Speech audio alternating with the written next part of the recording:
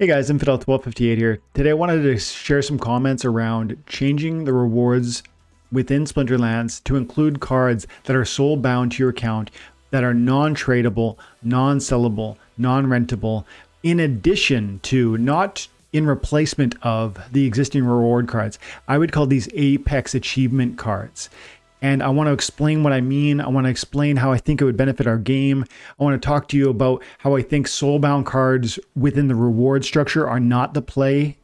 But this could be an addition to that I think might encourage the people we want, discourage the people we don't, and add a lot of reason why you want to play this game even more. Those of you who love it want to be here even more. So let's get into it. Today I'm all logged into Apex Legends because I want to talk to you about something that I'm calling Apex Achievement Rewards. And I think it goes hand in hand with the recent conversation around soul-bound reward cards. First and foremost, after further consideration, I really feel strongly that soul-bound reward cards are not the play. We need to see financial opportunity for the people who are investing time and attention in the game. Reward cards are part of that, in my opinion. And I think even if they shouldn't be part of it, they have been historically. Therefore, now changing that so that the reward cards would be soul-bound, I think is a bad move. But one thing I think we could do is augment our reward structure so that we, in addition to the reward cards we're receiving for our play, we actually receive achievement rewards that are maybe specific to our play. This is an idea I got listening to Hawks21 this morning. He's talking about, look, if you play Scattershot, then you earn a Scattershot monster for free. That card is, you get 1 BCX per victory through playing that style. And I think that made me immediately think about Apex Legends. Because Apex Legends, for one thing, gives you lots of in-game rewards that are in some sense superfluous or aesthetic in nature. It doesn't matter that your skin changes, but it can change. First of all, we need that in Splinterlands, but that's a separate conversation. And I think that would require certain team commitments and perhaps a growth in the team that's perhaps not possible in this moment. But definitely one day we need to see so many new skins to the monster cards so that there's even more reasons to play the game to earn those sorts of achievements. That's one thing I want to talk about. But more importantly, what if through playing the game, you did receive daily SPS, you did receive rank rewards that included reward cards, some of which you can sell, rent, whatever you want with.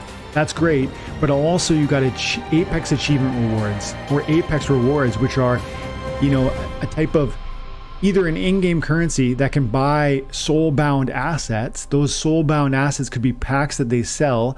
Those packs could be like gladiators, but run in regular battle and tournaments and events. Or it could specifically be cards.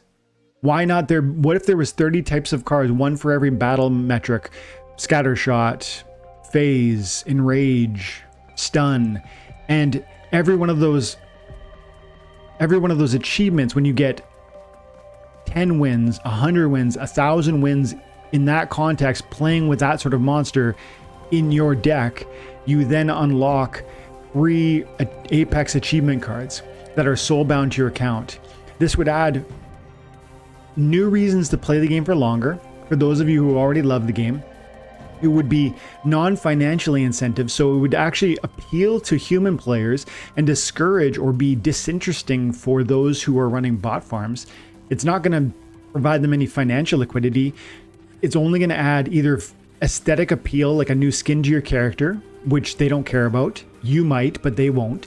And then if there's any sort of utility, like it's a card that actually is playable in the game, even that is more directed at the human experience than the bot experience. Why? Because if you had to play, for instance, in Apex Legends, you have to play as Valkyrie to unlock the next level of reward, you might hate that and not do it. You might not comply, you might not succeed. Particularly though, if you were a bot running the same 5 teams in Splinterlands, you're used to playing, a certain water splinter, a certain death splinter, and you just roll that. The bot just plays them repeatedly over and over again. It lacks the creativeness to come in and imagine, okay, well, I'm doing sniper rifle damage this one. I've got to open 10 supply bins. these sorts of achievements, trivial in nature, can be included in the back of your mind when you play a game that a bot could never do.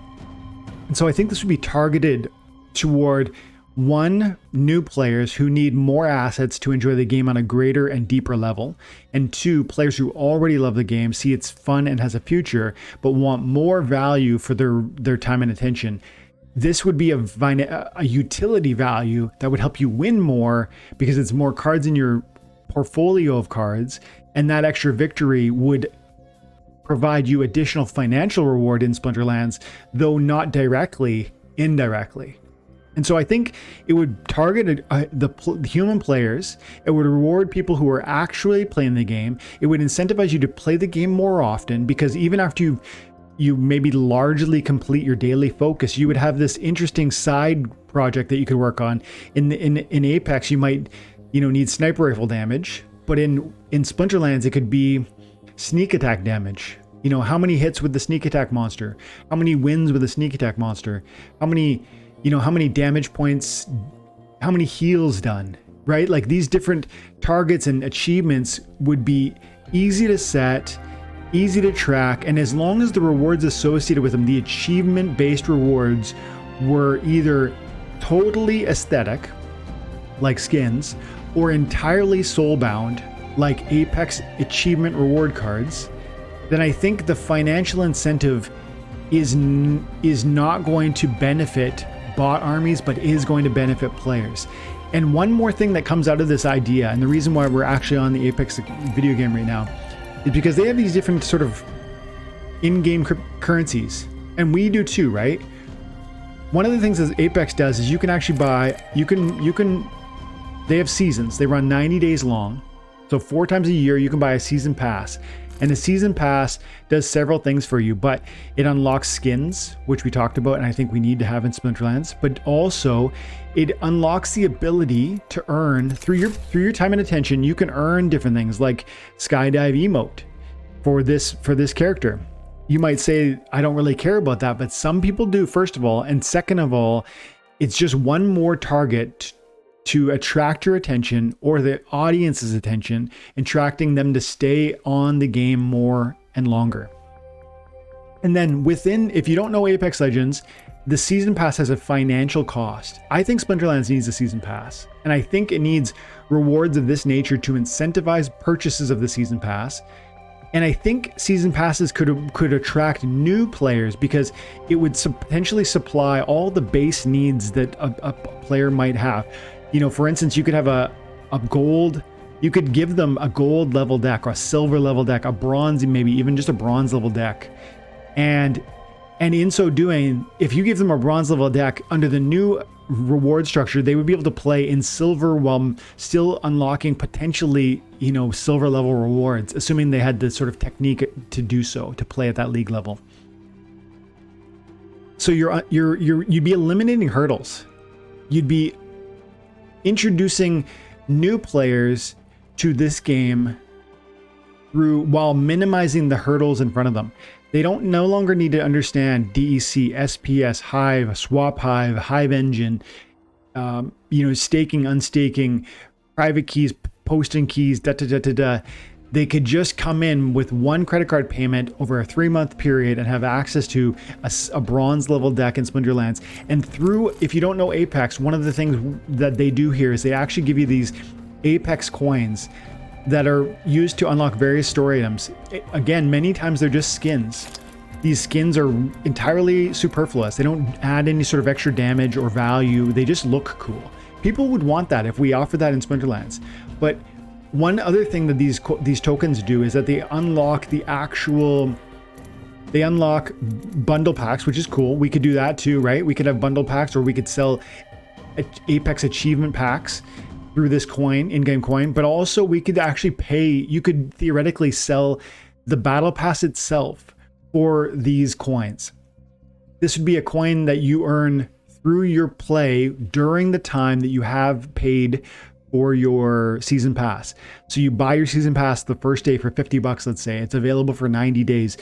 If you play a lot during that 90-day window, you're going to earn enough call it Apex coins back, that you're going to be able to pay for the following 90-day session or season pass for free.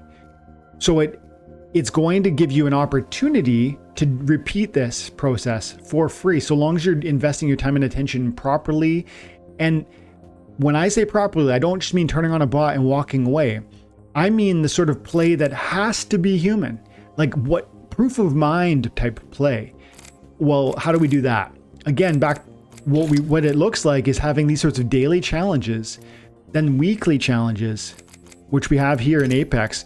You get weekly challenges. You need 7,500 damage with assault rifles, 5,000 damage with Wraith, Caustic, or whoever else. Get 10 knockdowns with a pistol specifically.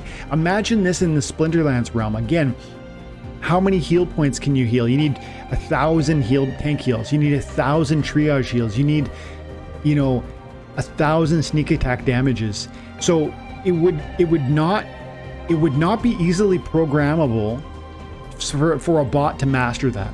And so if a bot ever got these rewards, it would be totally incidental, because you can't every day log in and figure out what the different rewards are, or challenges rather, and then reprogram your bot every 24 hours to give it new sort of parameters. Not only that, but you won't have the cards for it unless you're taking seriously card acquisition, maybe targeting rental markets. I think all of this would require this proof of mind element. I really believe it would require that, meaning the human intellect, the creativeness that you have, but the bot doesn't. And so I think in that way, this would target the best type of player that we want and discourage the worst type of player we don't. I think this would be really potentially powerful. And I think it ultimately would be a new revenue source through season passes, possibly a new revenue source because people might want to buy Apex coins. If we would call them something else, but you'd want to buy them if they unlocked, cool skins that you want in game. Maybe it's just DEC. Maybe we use DEC for this purpose. I haven't thought that far ahead, but I think it boils down to in-game rewards that are earned through time and attention, and that have a proof of mind component, meaning you really need creativity and attention to detail in order to even unlock it. And then 3, it would be tied into some sort of season pass that would unlock the bare bones and take down a ton of hurdles for a new player who knows nothing about blockchain. I really think this could be powerful and transformative to the audience that are playing this, as well as to the reward structures that are rewarding those of us who love this game and play it all the time. I can't wait to hear what you guys think about this. I know it's not a perfect idea. I think we would need to really think through, how much does a season pass cost?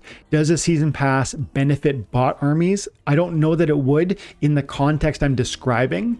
I think it would have to be soul bound. It would have to allow and be specific around unlocking soul bound rewards. Again, we would always have the existing reward system, the existing reward cards, but this season pass would unlock new value that is specifically soul bound, and in that way create new utility for you, which ultimately allows you to win more and earn more financial rewards later. But that's an incidental benefit that's not a direct financial reward. I think it's an interesting way for Splinterlands to increase their income, and for players who are actually playing the game attentively to earn new rewards and extra utility for the time and attention they're already committing.